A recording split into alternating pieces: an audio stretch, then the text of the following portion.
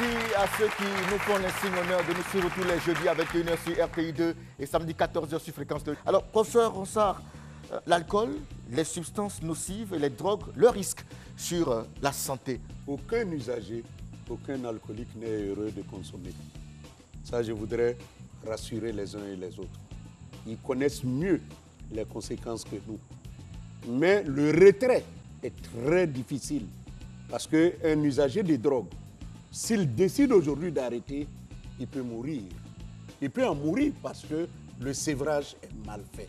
Et l'usager de drogue continue de consommer de la drogue, pas parce qu'il trouve un plaisir, mais parce que l'arrêt, ce que cela provoque à son niveau comme conséquence, il est obligé d'en consommer pour calmer. L'alcoolique ou l'usager de drogue est un malade. Si on n'a pas compris ça, ça va être difficile. Le juger va les amener plutôt à nous fuir. C'est de faire en sorte de faire la prévention primaire, celle que nous sommes en train de faire. Parce qu'il y a 3 niveaux de prévention. La prévention primaire, la prévention secondaire et la prévention tertiaire. La prévention primaire, c'est des gens qui n'ont jamais consommé de la drogue.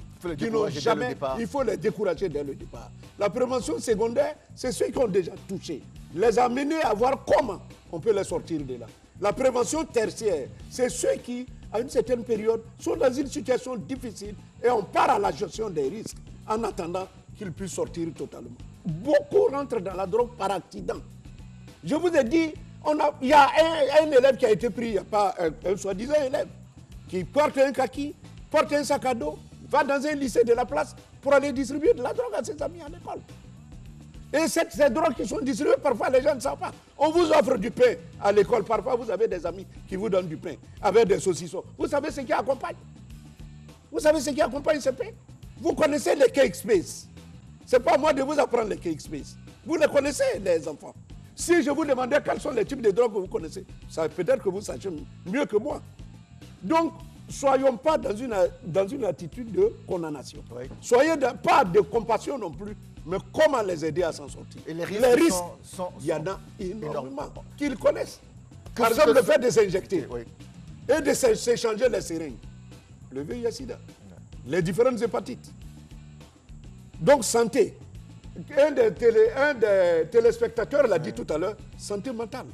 Parce que soit le problème même de santé mentale, de psychiatrie, entraîne la consommation de la drogue, comme la consommation de la drogue peut provoquer des problèmes psychiatriques. Donc forcé. Problème social. La maman peut être protectrice, le père peut être l'activateur primaire qui refuse donc d'accompagner son enfant. Mais c'est des attitudes que nous ne devons pas avoir. Sinon les risques sont énormes, économiques, parce que les parents, la prise en charge n'est pas du tout une mince affaire. Il y a des enfants le soir qui rentrent. Combien voient leur papa avant d'aller dormir? Il faut parler avec les enfants. Ça aussi, naturellement. Il y a un enfant qu'on a eu en traitement, 12 ans, en classe de 4e. 12 ans, s'il vous plaît. Il était en classe de 4e. Chaque soir où il rentre, il veut dire quelque chose à son père. Son père est tout le temps fatigué. Ah, je suis fatigué demain. Ah, je suis fatigué demain. Quand l'enfant est rentré dans le système de la drogue, c'est là que le père a compris pourquoi l'enfant voulait lui parler. Parce que nous, en accueillant cet enfant, on lui demande où ça a commencé, comment ça a commencé. Il nous explique que c'est à l'école, on l'a amené à prendre de la drogue par des techniques qu'eux seuls ils ont pour que les enfants puissent être impliqués dans cette situation.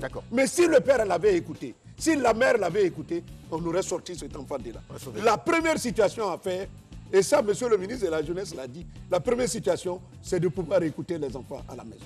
Deuxième situation, un des éléments, un des jeunes l'a dit ici tout à l'heure, c'est l'identification des jeunes à des idoles, à des stars. Cette dépendance peut aussi entraîner des cas extrêmes, comme par exemple le suicide, ça on l'a déjà évoqué.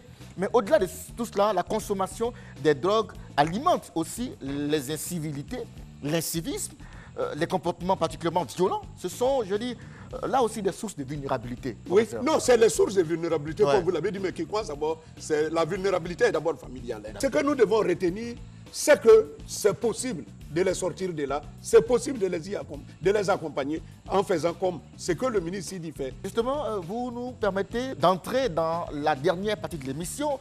Notre objectif, justement, c'est d'infléchir cette tendance à la vulnérabilité.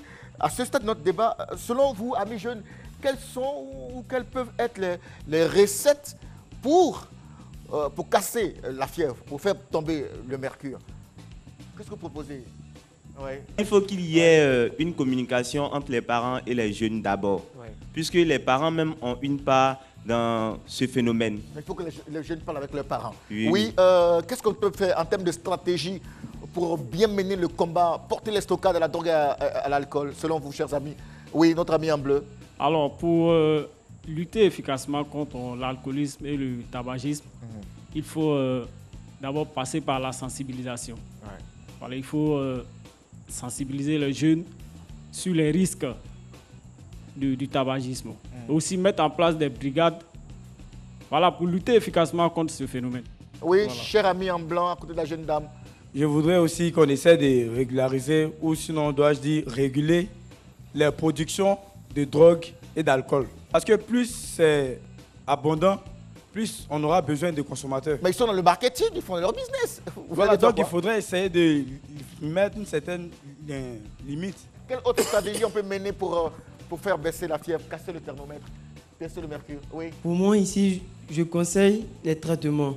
Parce que, bon, on sait que l'individu, il consomme la drogue et il ne peut pas s'en passer seul. Donc, on lui conseille des traitements qu'il doit suivre et au fur et à mesure, ça va atténuer l'utilisation de la drogue. Oui, un avis là. Vous en jaune, oui, allez-y.